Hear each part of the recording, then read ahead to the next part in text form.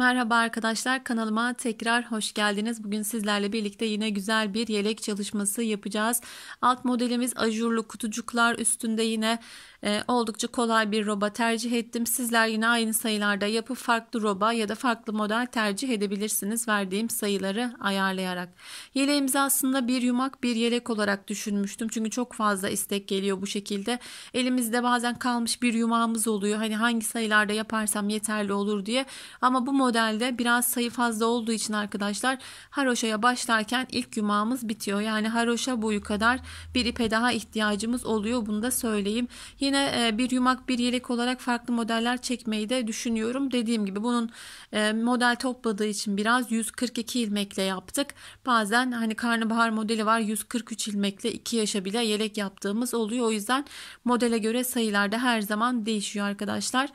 Evet, 3 numara misinalı şiş ile öreceğiz. Siz yine normal şişle de örebilirsiniz, tercih edebilirsiniz. Bir yumaktan biraz fazla bir ip gidecek. Böyle 250 metre bir ip kullandığım ip, şöyle 100 gram 250 metre. Yine sizin kullanacağınız ipin metresine, kalınlığına göre her zaman değişir arkadaşlar. İpiniz kalınsa daha büyük olur yeleğiniz, ince ise çok daha minnacık bir yelek elde edebilirsiniz. Ama bu sayılarda yaptığımızda yeni doğan 6 ay, yani 0-6 ay gibi düşünebilirsiniz. Rahatlıkla kullanabileceğiniz bir yeleğimiz olacak. Hemen şişimize 71 ilmek atıyoruz arkadaşlar. Normal başlama tekniğiyle 71 ilmek 4 diş haroşamızı örelim. Sonrasında ayrımlarımızla, robamızla yeleğimize başlayalım. Evet, normal başlama tekniği olduğu için hani robamın başlangıcını yapıyorum ve hemen haroşamızla örgümüze başlıyoruz arkadaşlar. 71 ilmek başladık. 4 diş haroşamı ördüm. Henüz arka sırasını tamamlamadım. Arka sırada hemen ilk iliğimizi açacağız. İlik aralarımız 13 ilmek arkadaşlar. İlk iliğimizi yaka haroşasından hemen sonra açıyoruz. Sonraki iliklerimizi 13 sırada bir açmayı unutmayalım. 4 ilmek ördüm, artırdım. İkisini birlikte örerek burada ilk iliğimi açtım. Şimdi yaka düşürme tekniği yapacağımız için arka sırada dönüş sağlayacağız. Özellikle yeni doğan bebeklerinde mutlaka yaka düşürme tekniğini deneyin arkadaşlar. Bakın, yaka bir miktar oyulmuş oluyor. Bu da çok çocuğun yakasını rahatsız etmiyor. Özellikle çok dik yaptığımızda boynunu çocuğun rahatsız edebilir, tahriş edebilir. Yeni doğanlarda özellikle yaka düşürme tekniği yaparsak çok daha güzel oluyor. 71 ilmek başlıyoruz. Yine ayrım sayılarımı da vereyim. 71 ilmek başladığımızda 14 ilmek önler, 9 ilmek kollar, 21 ilmek arka arkadaşlar. Birer ilmek de roba aralarına verdiğimizde toplamda 71 ilmeği bu şekilde ayırıyoruz. Önlerde 14 ilmek vardı. 12 ilmek kalana kadar arka sıradaki haroşamızı örüyoruz. Kolay bir roba yine. Dediğim gibi hani bunu yapmak istemezseniz 71 ilmek başlayıp ayrımlarınızı yapıp farklı bir roba çalışması da yapabilirsiniz. Alt model kız ve erkek bebekler için gerçekten çok güzel duruyor. Çok uzun zamandır ben de yapmamıştım. Yelek olarak da anlatmamıştım. Hem modeli yeniden hatırlamış oluruz, hem de yelek olarak anlatımını yapacağım. Yine alt modelin kısa bir parça anlatımını arkadaşlar yeni kanalım olan Kardeş Örgüler örgü modelleri, yani sadece parça anlatım yaptığım kanalımdan model yapımını da ayrıca bulabilirsiniz. 2, 4, 6, 8, 10, 14 ilmeğim kalmış şu an. 2 ilmeğini örüyorum. Geri dönüyorum. Şu an 12 ilmeğim var.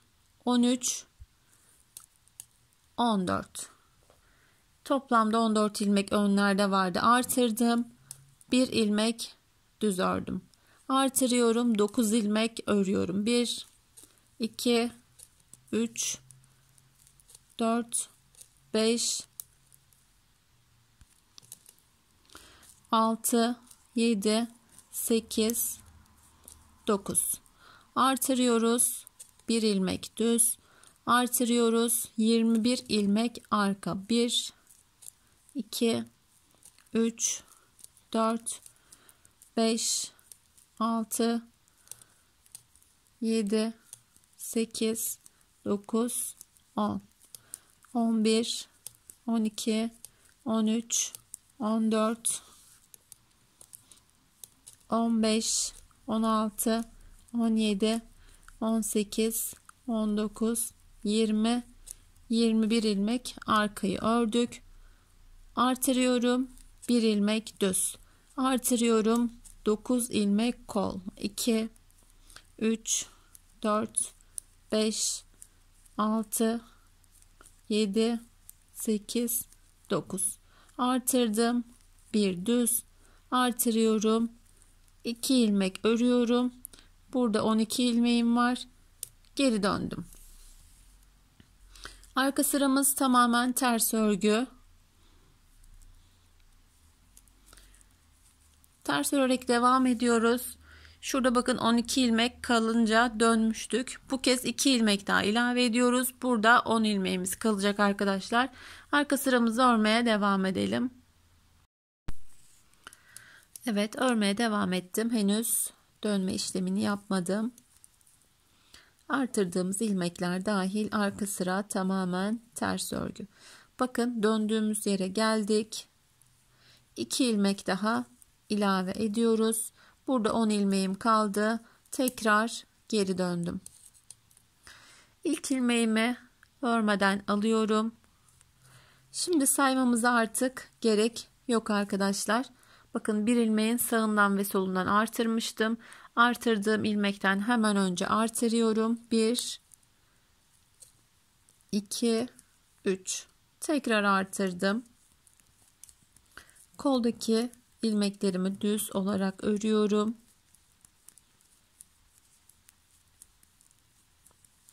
Yine bakın artırdığım ilmekle bir ilmeğim. Öncesinde artırdım. 1, 2, 3 ilmek ördüm. Tekrar artırdım. Arkadaki ilmeklerimi düz olarak örüyorum hızlıca. Düz bir roba. Yine çok yerde kullanabilirsiniz, bebek hırkalarında, yedeklerinde. Farklı robalar, farklı modeller kombinleyerek sizler de farklı yelekler yapabilirsiniz. Bu robayı daha önce kullanmadıysanız altına farklı model yapabilirsiniz. Farklı modeli çalıştıysanız robasını farklı yapıp yeni modeller üretebilirsiniz. Ördüm arkadaki ilmeklerimi, 21 ilmek artırdım. 1, 2, 3 ilmek ördüm, artırdım.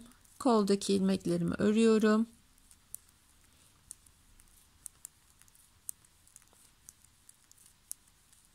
Yine artırdığım yere geldim. Öncesinde artırdım. Artırdığım ilmeklerim düz. Tekrar artırdım. Burada bakın öncelikle ördüm 2 ilmeği. 2 ilmek de buradan ilave ettim örgüme ve geri döndüm. Son dönüşümüz olacak bu artık. 10 ilmeğimiz kaldı. Üçünü birlikte örerek yaka düşürme işlemini tamamlayacağız. Yine arka sıramızı ters örmeye devam edelim. Evet, şöyle birkaç ilmeğim kaldı.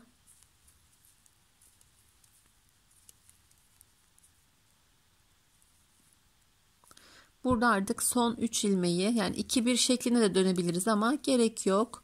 3 ilmeğimi ördüm. 2, 4, 6, 7 kenar patım kaldı. Artık buradaki yaka düşürme işlemini tamamladım.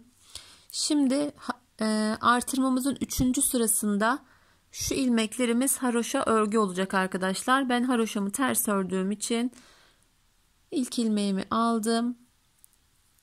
İlmeklerimi artırma yerine kadar haroşa örgü örüyorum. Evet, bakın artırdığım yere kadar haroşa olarak ördüm. Artırıyorum. Şöyle bakın artırdım. 5 ilmeğim var.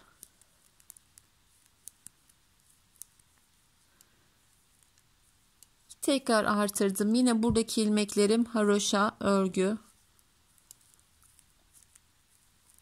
Yani ben dediğim gibi ters ördüğüm için ters örüyorum. Bu da aslında kolaylık arkadaşlar. Önden ters öreceğim. Arkadan yine tüm ilmeklerim ters örgü olacak. Yine bakın artırdığım yere kadar haroşamı ördüm. Burada artırdım.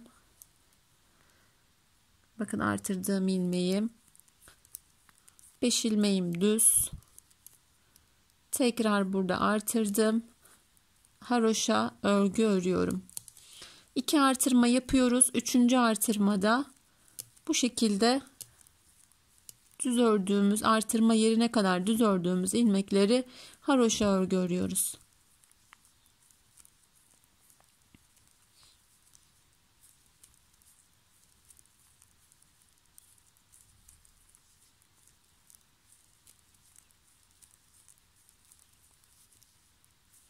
Evet. Bakın yine artırma yerine geldim. Şöyle göstereyim. Artırdım. 5 ilmek düz. Tekrar artırdım. Haroşa örgü. Yani haroşa örgü denildiğinde hani örgüye çok yatkın değilseniz, düz örüyorsanız düz algılanıyor, ters örüyorsanız ters algılanabiliyor. Siz nasıl örüyorsanız o şekilde burada haroşalarınızı örün. Artırdım 5 ilmeğimi. Ördüm. Tekrar artırdım. Burada artık son artırma yerimiz. Burada 3 ilmek ilave ediyorum. 7 ilmeğim kaldı. Geri dönüyorum ve yaka düşürme işlemimiz bitti arkadaşlar. Artık satır başlarına kadar öreceğiz arka sıralara geldiğimizde. Evet, şuraya kadar, yani sıranın başına kadar ters örmeye devam edelim. Evet, bakın üçlü artırmamızın 3-3 yapıyorduk. Birinci kademesini tamamladık. Devam edelim. Yaka düşürme tekniğimiz de bitti. 7 ilmek kenar patımı örerek başlıyorum.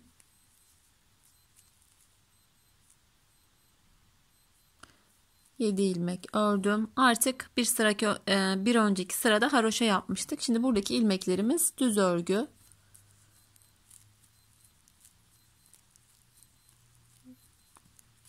Artırmamızın 3. sırasında haroşa yapıyoruz. Bakın şuraya kadar geldim, artırdığım ilmeğe kadar. Buradan 1 2 3 ilmek sayıyorum, artırıyorum, 1 ilmek düz örüyorum, artırıyorum.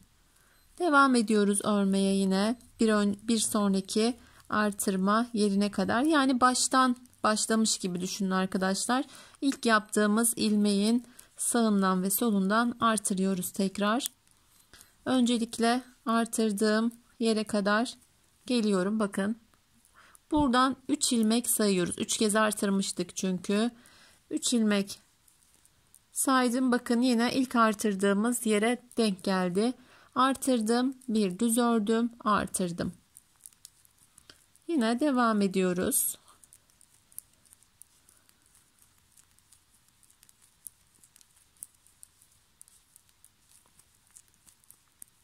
Hızlıca geçiyorum arkadaki ilmeklerimi. Kolay bir roba aslında. Hani şuradaki haroşalar karışık geliyor, yapmak istemiyorum derseniz de sadece artırarak robamızı yapabiliriz.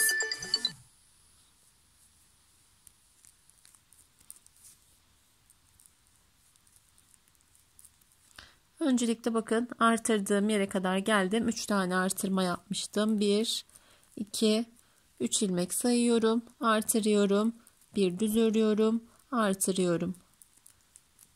Kalan ilmeklerimi düz olarak örüyorum. 3 tane artırma olunca baştan başlayarak aynı şekilde artırıyoruz. Evet, yine bakın geldim. 4 artırma olsaydı devam edecektim. Üçlü artırma yapmayı tercih ettim. Geldim, artırdım, bir düz ördüm, artırdım. Diğer ilmeklerim düz örgü. Burada tamamlamıştık dönme işlemini, artık son kez dönmüştük. Kalan 7 ilmeğimi haroşa örgü olarak örüyorum. İlk ilmeğimizi açmıştık burada. 13 sırada bir açmayı unutmayın arkadaşlar. Evet, bakın bu şekilde robamız ilerliyor. Arka sıramızı ters örelim ve devam edelim. Evet, aslında robamızı anladık arkadaşlar. Şöyle bu sırada bir başlangıç yapalım. Sonrasında robamız bitene kadar örmeye devam edeceğiz. Sonuna kadar anlatmaya gerek yok robamızı. Aynı işlemleri tekrarlayarak devam edeceğiz. 7 kenar patımı örüyorum yine öncelikle. Artırma yerine kadar yine saymamıza gerek yok. Düz örerek artırdığımız noktaya kadar geliyoruz. Zaten hani örerken kendini belli ediyor artırdığımız yer. Evet, bakın artırdığım yere geldim. Artırdım. 3 ilmek düz örüyorum. Tekrar artırıyorum ve düz örmeye devam ediyorum. Bir sonraki artırma yerine kadar. Bakın burada hemen artırma yerine geldiğimizde sağından ve solundan 3 ilmeğin artıracağız. Bu şekilde toplamda 1, 2, 3, 4, 5, 6 artırma olana kadar devam edeceğiz arkadaşlar. Bu sıranın bir sonraki sırasında yine bakın artırma yerine kadar haroşalarımızı 3. sıralarda yani 3. artırmalarda haroşalarımızı koymayı unutmayacağız. Son modelimizde yine haroşamızı koyacağız. Bu bizim yaka haroşamızın da ilk sırası olmuş olacak. Model bu şekilde ilerliyor çünkü. Sonrasında 2 diş daha yapıp robamızı tamamlayacağız. Şimdi 6 bölüm olana kadar artırmaya ve robamızı örmeye devam edelim.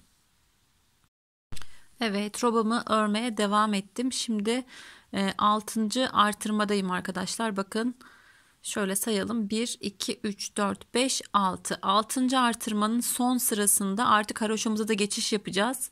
Şöyle görebilirsiniz. Şuradaki aradaki düzleri de artık haroşaya çevireceğim. Şurayı da göstermek istedim. Şöyle yine başlangıcını yapalım. Sonrasında haroşalarımızı tamamlayarak beden modeline geçelim. Zaten 3. sıramızda haroşaya geçiyorduk. Aradaki düzleri de haroşa yapacağız ki çünkü artık dediğim gibi kol haroşasına geldik. Evet, burada zaten 3. sırasında haroşaya geçiyorduk. Artırmamızın son artırmamız artık 18. artırmamız.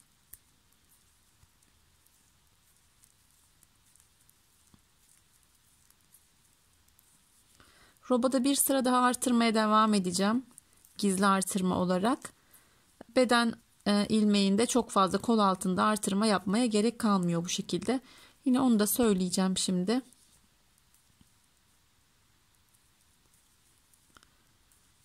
Evet, artırdığım yere kadar öncelikle haroşayla geldim. Bir tane artırdım. Buradaki düz ilmekleri de haroşa yapacağız arkadaşlar. Dediğim gibi zaten buradaki bir sıra bizim şuradaki 3 sıramızın haroşasıyla birleşmiş oluyor. O yüzden artırıyoruz. Artırdığımızın diğer ilmekleri normalde burada düz örüyorduk. Burada haroşaya çeviriyoruz ve yaka haroşası, pardon, kol ucu haroşasının da burada ilk sırasını yapmış oluyoruz. Bu şekilde devam edeceğiz. Dediğim gibi bakın artırmalar hariç diğer ilmekleri haroşaya çeviriyoruz. Bir sonraki sırada şurada yine bir artırma yapacağım arkadaşlar. 2. sırasında haroşamın. Bunu gizli yapacağız buradaki artırmayı. Dilerseniz yine orayı da göstereyim ben. Devam edelim buradaki şimdi sıramızı. 2. sıramızda yapalım. Sonrasında robamızı tamamlayalım inşallah.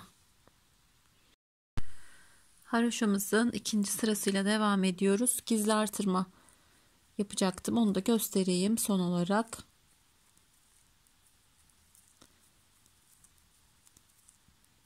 Aynı yerlerden yapıyorum ki kol altında dediğim gibi çok fazla ilmek artırmaya gerek kalmasın diye. Birçok modelde de uyguluyorum bunu. Yani hangi modeli yaparsam yapayım haroşanın ilk 2 sırasında artırmaya devam ediyorum.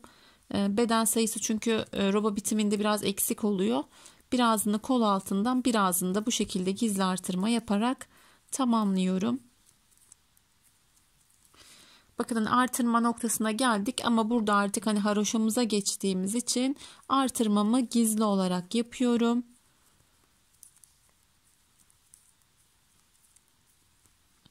Yine burada artırmamız gerekiyordu. Yani baştan yapmıyorum, yine devam ediyormuş gibi. Şöyle bir tane gizli artırma yaptım, 2 tane. haroşamı örmeye devam ediyorum. Son sırasında yapmayacağım artırma. Sadece ilk sırası zaten haroşamızın, robamızın modelinden dolayı normal artırmamızdı.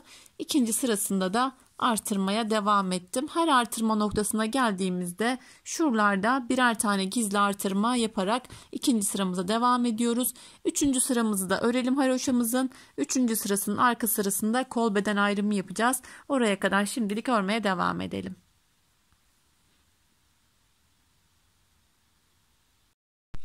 Evet, robamızı tamamladık. 2 sıra artırmaya devam etmiştik. Son sırasında haroşamını artırma yapmadım. Gerçekten oldukça güzel ve kullanışlı bir roba. Birçok yelekte tercih edebilirsiniz. Şimdi ayrımlarımızı yapalım. Normalde aslında ayrımlarımızı buradan yapıyoruz. Bu çok roba bitiminde çok soru geliyor. Yani roba bitiminde kaç ilmek olduğunu söylemediniz diye. Hani saymamıza bir gerek yok arkadaşlar. Ben sadece bedendeki ilmeklerimi sayıyorum ki kol altında kaç tane artırmam gerektiği için o da. Şimdi şöyle ayrımlarımızı yapalım. Şurada bir ilmeğimiz var. Bu 2 ilmekse birini bedene birini kola verecek şekilde ayırıyoruz. Şimdi burada bir ilmek var. Ben bunu bedene vermeyi tercih ediyorum. Şöyle takibini yapıyorum. Bir ilmek bu tarafta kalacak şekilde ayrıcımı taktım. Yine burada takip ediyorum. Bir ilmeğim bedende kalacak. Yani arka bedene veriyorum. Yine aynı şekilde yine şöyle takibini yapıyorum. İlmeğimi arkada bırakıyorum. Kola vermiyorum. Burada taktığım işaretleyicimi yine burada da ilmeğimi öne verecek, yani önde kalacak şekilde ayrıcımı takıyorum. Önlerde 34 ilmek oluyor. 2, 4, 6, 8, 10, 12, 14, 16, 18, 20, 22, 24, 26, 28, 30, 34. Önlerin toplamı 60, 34, 68, arkada toplamda 61 ilmeğimiz var arkadaşlar. Bedendeki ilmeği kurabilmek için 142 ilmeğe ihtiyacımız olduğunu söylemiştim. Kol altından birinden 6, birinden 7 ilmek artırdığımız takdirde beden sayısına ulaşmış oluyoruz. Yine kol ayrımlarını artırmalarını yaptıktan sonra bedeni kontrol edersek sayımız da daha iyi olur, daha sağlıklı olur arkadaşlar. Şimdi geçelim kol beden ayrımına. Daha önce kanalımı takip ediyorsanız eğer, yani burayı geçebilirim de aslında, kol beden ayırıp kol altından 7 ilmek 6 ilmek artırın diye, ama ilk kez denk geldiyseniz kanalıma yaptığım şekilde yine bir kolun kesimini birlikte yapacağız. Diğer kolu kesip model kurulumuyla devam edeceğiz. Biraz bedende uzun bir anlatım olacak. Bazen 1-2 sıralık model olduğunda hemen 2 sırada model kuruluyor. Devamını getirebiliyoruz ama burada en azından bir dilimin, yani en az 8 sıranın anlatımını yapmam gerekiyor. İlk sıralarda baştan sonra birlikte kurarız. Sonrasında bir başlangıç yapar, sıralarımıza devam ederiz. Hızlıca anlatacağım. Yine hani anlamadığınız yer olursa parça anlatımını söylemiştim. Diğer kanalımda yaptım, yayınladım. Oradan da izleyebilirsiniz. Şimdi 3. sıramızın haroşasını arkada tamamlamış oluyoruz bu sıramızda. 3 dişini örmüştüm. Arka sırasını yapmamıştım.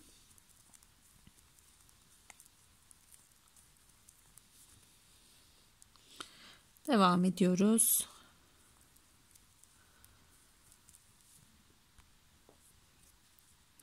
Şöyle 2 ilmek kaldı. Ayrıcımı çıkardım. Buradan geri dönüyoruz. Bak, 3. haroşamızı tamamlamış olduk arka sırasını. Burada kol kesimimizi yapacağız. 2 ilmek örüyorum.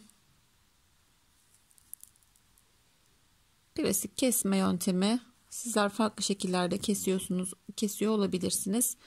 Normal kapatma işlemini yapıyoruz. Çok gergin ya da çok bol olmamasına kol kesiminde dikkat ediyoruz. Özellikle gergin olmamasına, kol ağzı çok dar olmasın diye rahat bir kesim yaparak kol kesimini tamamlıyoruz. 34 ilmek kalana kadar burada kesmeye devam edelim. Evet, 2 ilmeğim kaldı kesmem gereken. Birini kestim. Bir ilmeğim kaldı. Karşıya taktım ilmeğimi. 34 ilmeğim var şu anda. Kol kesimini yaptım arkadaşlar. Öncelikle 7 ilmek artırıyorum. Bir tarafta 6, bir tarafta 7 demiştim. 2, 3, 4, 5, 6, 7. Artırmamı yaptım. Şöyle birleştirmemizi yapacağız şimdi. Şurada bakın kestiğim yer var. Burada bir çıkıntı oluşuyor. Bunun oluşmaması için şöyle ilk kestiğim ilmeğimi şu şekilde şişime geçiriyorum. İkisini birlikte, yani toplamda şöyle 3 ilmek gibi görünüyor. İkisini birleştirerek karşılıklı birleştirme işlemini yapacağız. İkisini birlikte örerek. Şöyle öncelikle esnetiyorum. İlmeğimi artırmıştım. Burada geri döndük. Birleştirdik. Şöyle zor olabilir biraz. 2 ilmek daha örüyoruz. Tekrar geri döndüm. Burada artırdığım ilmeklerimi öreceğim.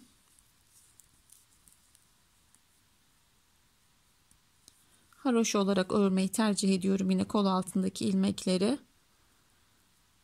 Daha sağlam, daha düzgün oluyor bu şekilde.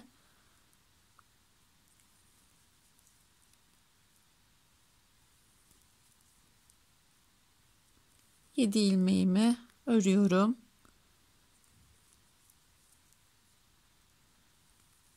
Son ilmeğimi ördüm. Burada mutlaka şöyle bir ilmek uzaması olur. Bunu da bu şekilde atalım. İkisini birlikte örerek kol altını çok daha düzgün birleştirmiş oluruz bu şekilde. Bakın her iki tarafta hiçbir ilmek uzaması, kötü bir görüntü olmuyor arkadaşlar. Tekrar geri döndüm. 3. sıramı örüyordum. Kesme işlemini yapmıştık. Şimdi artık 3. haroşamızı örüyormuş gibi ters sıramızı devam ediyoruz ta ki bir sonraki kol kesimine kadar. Mutlaka bu şekilde bir kol kesimini gösteriyorum arkadaşlar. Belki ilk kez denk gelmiş olabilirsiniz kanalıma. Bu şekilde yaptığınızda çok daha düzgün oluyor kol kesimleri. Hem de aynı anda bakın, hem kolu kestik, hem artırdık, hem bir sıra düz ördük. Kol altı bu şekilde tamamlanmış oldu. Şimdi devam edeceğiz. Şöyle göstereyim. Arka sırayı öreceğiz. Yine kolu örerek geleceğiz, buraya ön bırakacağız. Arkaya döneceğiz. Koldaki ilmeklerimizi keseceğiz. Tekrar döneceğiz. 6 ilmek artıracağız. Birleştirip ilk sırasını, sonra arka sırayı tamamlayarak satır başına kadar geleceğiz arkadaşlar. Ben modelimi direkt kurmuştum ama hani şu kol altında bakın ajur denk geldiğinde şurayı çok hoşlanmıyorum. Alt zemini oluşturmamıza rağmen, ama bir sıra gidersek çok daha iyi olur diye düşünüyorum. Kol kesimini yaptıktan sonra bir sıra düz örelim ve modelin kurulumuyla devam edelim. Kol kesimini yaptıktan sonra şöyle bir sıra yaptım arkadaşlar. Dediğim gibi burada yapmamıştım ama şu kol altında ajur denk geldiğinde ben çok hoşlanmıyorum açıkçası. Bakın şöyle hani kenara yakın oluyor. Burada açılmalar meydana gelir diye burada bir sıra düzümü ördüm. Şu anda 142 ilmeğimiz var. Kontrolünü yapın. Eksik ilmeğiniz varsa bir iki tane gizli artırma yaparak onu tamamlayabilirsiniz. Şimdi geçelim modelin kurulumuna. Dediğim gibi ilk sırayı birlikte baştan sona kadar kuracağız. Sonraki sıralar hani baştan bir iki modeli yapıp hızlıca ilerleyeceğim. 2, 4, 6, 7. 7 kenar patımızı örüyoruz. Bir ilmek düz. Artırdım. İlmeğimi çeviriyorum. Sola doğru kesiyorum. 1, 2, 3, 4, 5. 5 ilmek düz örüyorum. Bu kez sağa doğru bir kesim yapıyorum. Bir tane artırdım. Hemen yine ilmeğimi çevirdim. Kesiyorum. 1, 2, 3, 4, 5. Kesimim bu kez sağa doğru. Artırdım. İlmeğimi çevirdim. Kestim. 5 ilmek düz. 1, 2, 3, 4, 5. Bu kez sağa doğru bir kesim yaptım. Oldukça kolay, bu şekilde ilerleyeceğiz. Şu an bakın 2 tane ilmek kesiyoruz ama 1 tane artırma yapıyoruz. Modelin ilerleyen sıralarında bu sayılarımız eşitleniyor arkadaşlar. Aklınıza soru işareti kalmasın. Burada normalde baktığımızda 1 artırıyoruz, 2 ilmek kesiyoruz. Bu sırada ilmek sayımız haliyle eksiliyor. Devam edelim. Oldukça kolay. Sağa sola kesiyoruz. 5 ilmek düz örüyoruz. Arada bir tane artırıyoruz. Kesme işlemini yaptım. 5 ilmek düz ördüm. Sağa doğru kesiyorum. Artırdım. İlmeğimi çevirdim. Devam edeceğiz bu şekilde. 1, 2, 3, 4, 5. Sağa doğru kestim. Artırdım. İlmeğimi çevirdim. Sola doğru kestim. Bir sağa kesiyoruz, bir sola. Arada 5 düzümüz var. Kesimlerin arasında da bir tane artırıyoruz. Hızlıca devam ediyorum. Anladık zaten sıramızın işleyiş şeklini. Birlikte zemini oluşturalım. Birlikte kuralım ki 2, 3, 4, 5. Modeli kurduktan sonra, sayıları ayarladıktan sonra çok daha kolay örmesi. Çok keyifli bir model.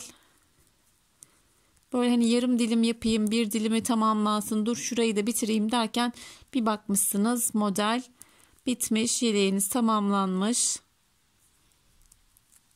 Artırdım, ilmeğimi çevirdim, sola doğru kestim. 1, 2, 3, 4, 5.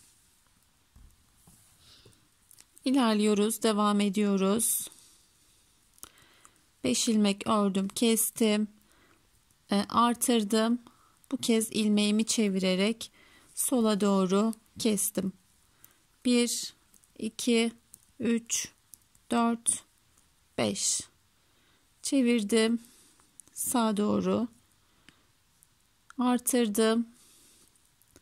Kestim. 5 ilmek düz. Tekrar sağa doğru kestim, artırdım, kestim. Başta hani gösterdiğim için biraz hızlı ilerliyorum arkadaşlar. Çünkü aynı şekilde ilerliyor. Başta yarım örneğimiz olduğu için hemen bir düz artırarak başlıyoruz. Sonrasında 5 düz başından ve sonundan kes şeklinde ilerliyoruz. 1, burada kesimimizi yaptık. 2, 3, 4, 5. Sağa doğru kestik. Bir tane artırdım. İlmeğimi çeviriyorum. Kestim. 5 ilmek düz. Yine sağa doğru kesimi yaptım. Artık son modelimiz, artırdım. İlmeğimi çevirdim. 1, 2, 3, 4, 5. Bakın tam 3 ilmeğimiz kaldı. Çünkü sayısını ayarlamıştık. Artırıyorum. Bir düz ile bitiriyorum. Nasıl başladıysak o şekilde bitti. Kenar haroşalarımızı örüyoruz. Örgü boyunca arka sıralarımız tamamen ters örgü arkadaşlar. Patlarımız haroşa. 13 sırada iliğimizi açmayı yine unutmayalım. Bakın ikinci iliğimizi açtık 13 sırada. Diğer sıralarımızda da 13 sırada bir açmayı unutmayalım. Şimdi arka sıramızı ters örelim ve devam edelim. Arka sıramızı tamamladık. İkinci sıramızla devam ediyoruz modelimize. Yine öncelikle 7 kenar patımı haroşa örgü olarak örüyorum. Evet, şu başta ve sonda yarım örnek olacak arkadaşlar. Şuraya bakın, normal bir baklava dilimine benziyor ama aralarda bakın daha çok ajurlar var. Burada yarım örnek olduğu için bir ilmek örüp artırmıştım. 2 ilmek örüyorum, artırıyorum. İlmeğimi yine çevirdim. Sola doğru kestim. Arada şu an 3 ilmeğimiz var. 1, 2, 3. Yine kesim yaptığım ilmek de belli. Onu da sağa doğru kestim. Şurada artırdığım ilmeğim var. Artırıyorum. Bir düz örüyorum. Artırıyorum. Sonrasında yine ilmeğimi çevirdim. Kestim. Arada 1, 2, 3 ilmek düz. Yine sağa doğru bir kesim. Artırdığım yere geldim. Bir tane artırıyorum. Bir tane düz örüyorum. bir tane artırıyorum. Yine kesme işlemini yapıyoruz. 1 2 3 ilmek düz kes. Bakın şöyle zaten belli ediyor. Şurada kesmeleri yapıyoruz. Ortalardan artmaya devam ediyor. Şöyle bir iki model daha yapalım birlikte. Artırdım. Bir düz ördüm. Artırdım. İlmeğimi kestim. Şöyle bakın bir ilmekti. Şu anda 3 ilmek oluyor. 1 2 3 ilmek düz ördük. Sağa doğru kestik. Artır. Bir düz ör. Artır. Çevir ve kes. Son kez 1 2 3 ilmek ördüm. Sağa doğru kestim. Artırdım. Bir düz, bir artır. İlmeği çevir ve kes. Evet arkadaşlar, şimdi her sıramı uzun uzun anlatmaya gerek yok. Oldukça fazla ilmeğimiz var zaten. Kenara geldiğimizde yine kendini belli ediyor. Keseceğiz, artıracağız, 2 düz öreceğiz. Başında ve sonunda aynı şekilde bitiyor arkadaşlar. Şimdi sıramızı tamamlayalım. 3. sıramızla devam edelim. 3. sıramızla devam edelim. Şu anda modelimiz görünüşü bu şekilde. Hemen patımızla başlıyoruz örmeye. Aslında hani aynı döngü ama yerleri değişiyor. Yani normalde 4 sırada döngümüz bitiyor. Diğer 4 sırada hani aynı modeli aslında ama kaydırarak uygulamış oluyoruz. Devam edelim, yaptıkça daha net anlarız. Şimdi buradaki 3 ilmeği örüyoruz. Bir kez artırıyoruz. Burası dediğim gibi yarım örnek. 3 ilmeğimi ördüm, artırdım. İlmeğimi çevirdim. Kesiyorum. Bu kez bakın sadece bir ilmeğim kaldı. Burada 5 ilmekle başlamıştık, kesmiştik. 3 ilmek sonrasında kesiyoruz. Toplamda 1 ilmek derken kestiğimiz ilmeklerle birlikte 3 ilmeğimiz kalıyor. Artırıyorum. 1 düz örüyorum. Artırıyorum. 1 düz örüyorum. Artırıyorum. 1 düz örüyorum. Artırıyorum. Kesme işlemini yapıyorum. Yani her ilmeğin ördüğümüzde bir tane artırmış oluyoruz arkadaşlar. Bir ilmek düz ördüm. Sağa doğru kesimimi yaptım. Tekrar bakın, kesimden sonra artır, düz, artır, düz, artır, düz, artır, kesim. Eksik ilmeklerimiz de bu şekilde tamamlanıyor. Bu sırada bir ilmek fazla oluyor. Sonraki sırada da onu keserek arkadaşlar tam normal sayımıza ulaşmış oluyoruz. Bir ilmeğimi ördüm, kestim. Artırdım, bir düz, artırdım, bir düz, artırdım, bir düz, artırdım, ilmeğimi çevirdim ve kestim. Tekrar son kez gösteriyorum. Bir tane ördüm, birini sağa doğru kestim. Artırdım, bir ilmek düz, artırdım, bir ilmek düz, artırdım, bir ilmek düz, yine artırdım, ilmeğimi çevirdim ve kestim. Oldukça kolay. Bakın, her ilmeğin öncesinde sonrasında artırarak devam edeceğiz. Yine kenara geldiğimizde burası dediğim gibi yarım örnekti. Keseceğiz, artırıp 3 ilmekle bitireceğiz sıramızı. Sıramızı tamamlayalım. Son sıramızla devam edelim. Evet, son sıramızla, yani 4. sıramızla devam ediyoruz. 4 sıradan sonra yine baştan başlayacağız ama dediğim gibi yerleri değişmiş olacak. Bu sırada artırma yapmıyoruz arkadaşlar. Sadece kesme yapacağız. Diğer ilmeklerimiz düz olarak örülecek. Bakın, buraya geldik. İlk kesme yerine geldiğimizde normalde baklavada şöyle düşünebiliriz. Hatta bakıldığında da öyle görünüyor. Üçünü birlikte kesmiş gibi görünüyor arkadaşlar. Sadece 2 ilmeği kesiyoruz. Sonrasında yine düz örmeye devam ediyoruz. Sayacak olursak da bu 8 ilmek. Arada 8 ilmeği öreceğiz. Ama ben sayma gereği duymuyorum. Hani şöyle baktığımızda artık kestiğimiz ilmeğe geldiğimizde sağdan soldan kesiyorduk. Sadece ilmeği çevirip kesme işlemini yapıyoruz. Bu sırada artırma işlemimiz yok. Oldukça kolay bir sıra. Örüyoruz. Kestiğimiz ilmeğe geldik. Çeviriyoruz ve kesme işlemini yapıyoruz. Modelimizde yarım dilim olarak ortaya çıktı net bir şekilde. Çok keyifli dediğim gibi, yani hani bir işiniz yoksa başından kalkamayacağınız bir model. Hani yarım bırakıp kalkamıyorsunuz. En azından diyorsunuz yani şunu tamamlayayım. Bir model bitsin. Bir modele başladıysanız dur onu tamamlayayım öyle kalkayım derken keyifli örülen ve çabucak biten bir model. Mesela fare dişi modeli daha kolay gibi görünür. Hani bunlar karışık gibi görünür ama öyle düz modeller hiç ilerlemeyen modellerdir. Burada hani desenler büyük olduğu için birinci desen bitti, bir desen kaldı ya da işte iki desen daha yapsam bitiyor derken çabucak biten, çok bilmeyen insana güzel modellerden bir tanesi. Evet, bu şekilde keserek ilerleyeceğiz arkadaşlar. Sonda yine bakın şurada bir kesme yapacağız. Diğer ilmeklerimizi düz öreceğiz. Zaten öyle ilerliyor kendisi. Keseceğiz. Diğer ilmeklerimizi göründüğü gibi düz ve haroşa örüp sıramızı tamamlayacağız. Bu sıramızı da tamamlayalım. Bir sonraki sıramıza devam edelim. Evet, bir modelimiz tamamlandı yarım olarak. Şimdi ikinci modele geçiyoruz arkadaşlar. İlk sırasını yaptıktan sonra sonraki sıralar aslında aynı ilerleyecek. Tekrar söylüyorum. Kusura bakmayın. Bazı hani bilmeyenler için iyi bir detay oluyor. Bilenler için sıkıcı olabiliyor tekrarlamak bir şeyleri ama ben de elimden geldiğince herkesin anlayacağı şekilde anlatmaya çalışıyorum. Şimdi burada yarım örneğimiz olduğu için 3 ilmek örüyoruz. Şöyle bakın 2 ilmeğimiz kalmıştı. Bu ilmeğin arasından artıracak şekilde kesme işlemini yapıyoruz. Öncelikle sağa doğru artırdım. İlmeğimi çevirdim ve kestim. Aslında hani burayı da ayarladıktan sonra gerisi çok kolay. 5 ilmek örüyoruz yine. 1, 2, 3, 4, 5.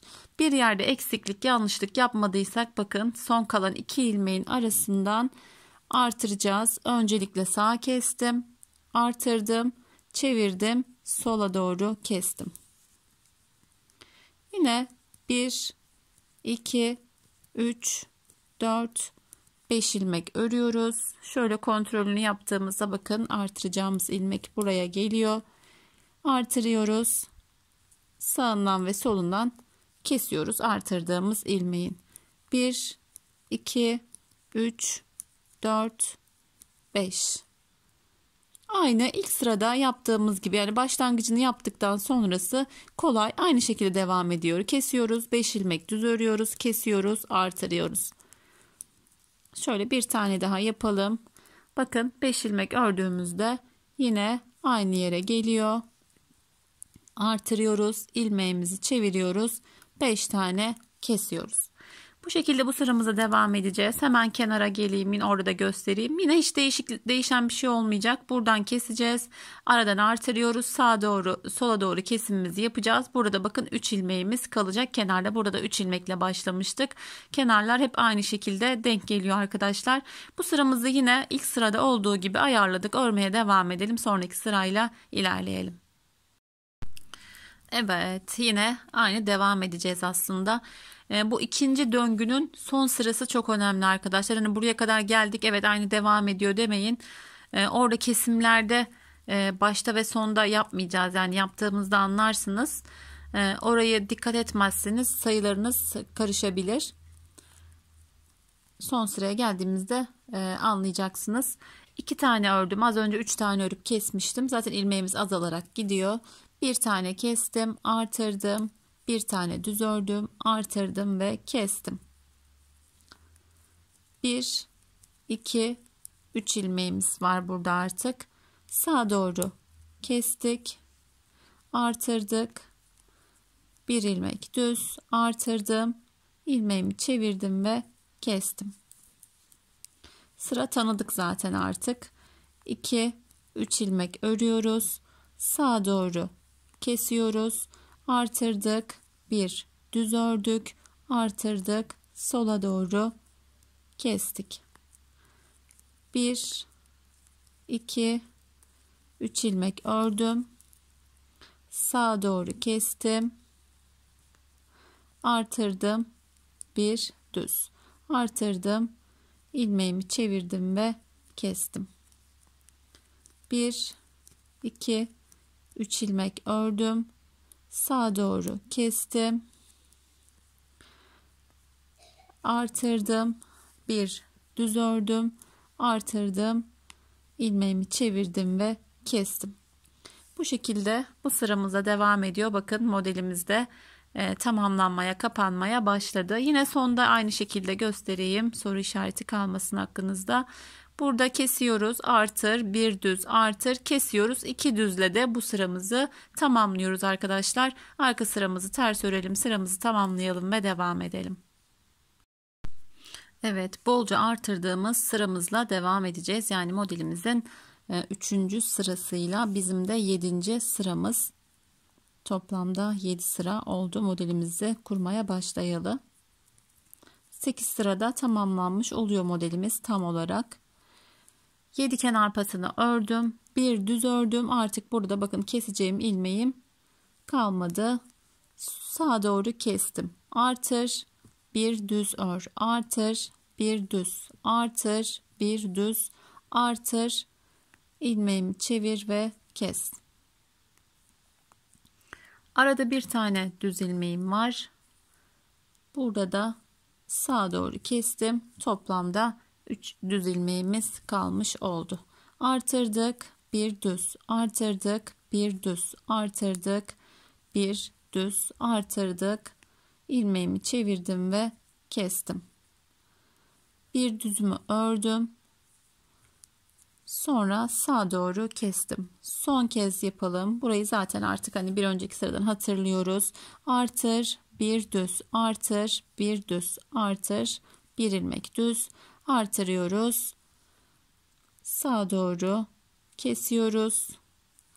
Bir ilmek düz, sola doğru kes. Artırıyoruz.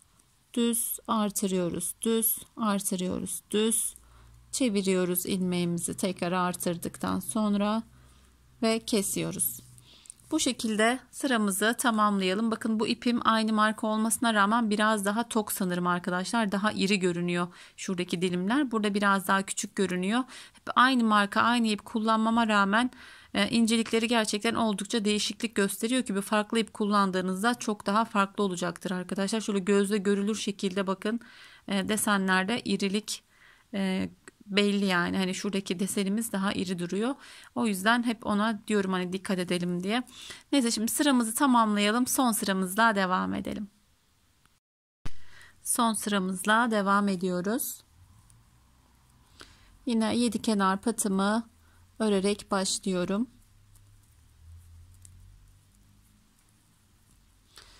Şurada sadece bu sırada kesme işlemi yapıyorduk arkadaşlar. Bakın burada kesme yapmıyoruz. Çünkü keseceğimiz ilmek 3 ilmek vardı. İkisini sağa doğru kesiyor, sola doğru kesiyorduk. Burada kesmemiz yok öncelikle. Bir sonraki kesme noktasına kadar düz örerek geliyoruz.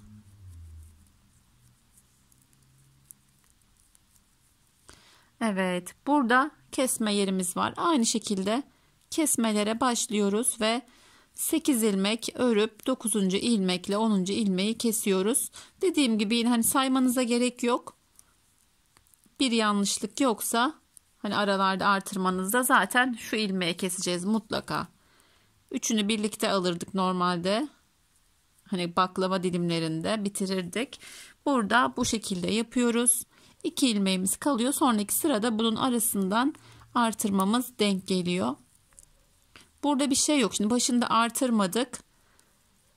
Şöyle bir kesme daha yapayım. Pardon, kesmedik. İlk başta kesmedik. Sonraki ilk kesim işleminde kesmeye başladık.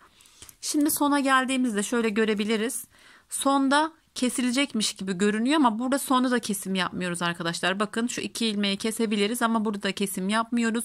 Son kesimimizi burada yapıyoruz. Kalan ilmeklerimizi düz örüyoruz. Alt sırada öyle değildi mesela. Tam burada kesmiştik. Ama ikinci döngüde kenarda zaten 2 ilmek kalıyor. Bunları kesmiyoruz.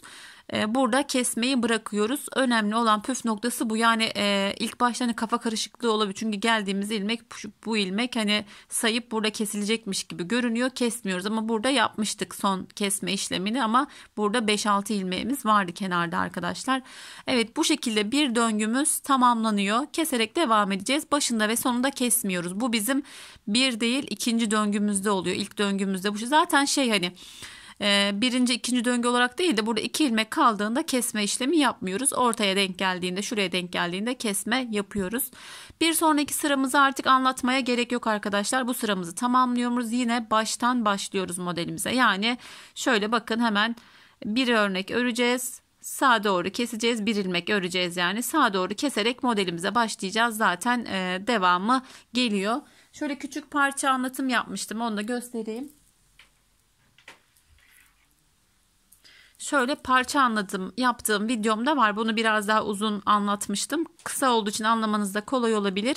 Bunu da kardeş örgüler, örgü modelleri diğer kanalıma yüklemiştim. Hani takıldığınız bir yer olursa bu videoyu da izleyerek rahatlıkla anlayabilirsiniz ve yapabilirsiniz. Yine takıldığınız yerler olursa arkadaşlar, bazen hani tam anlatmama rağmen bazen takılabiliyoruz. Orada yine Instagram sayfasından bana mesaj atarsanız, görselinizi atarsanız ben yine hani bakarım, nerede yanlış yapmışsınız, yardımcı olmaya çalışırım.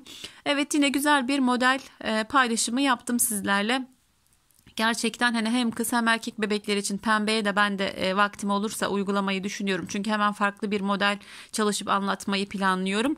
Ama vaktim olursa pembeyle de çalışacağım. Gerçekten her renkte ayrı güzel duran gösterişli bir model. Yapacak olan herkese şimdiden kolay gelsin arkadaşlar. Yeni bir modelde, yeni bir videoda görüşmek üzere. Kanallarıma da abone olmayı unutmayın. Allah'a emanet olun. Hoşça kalın.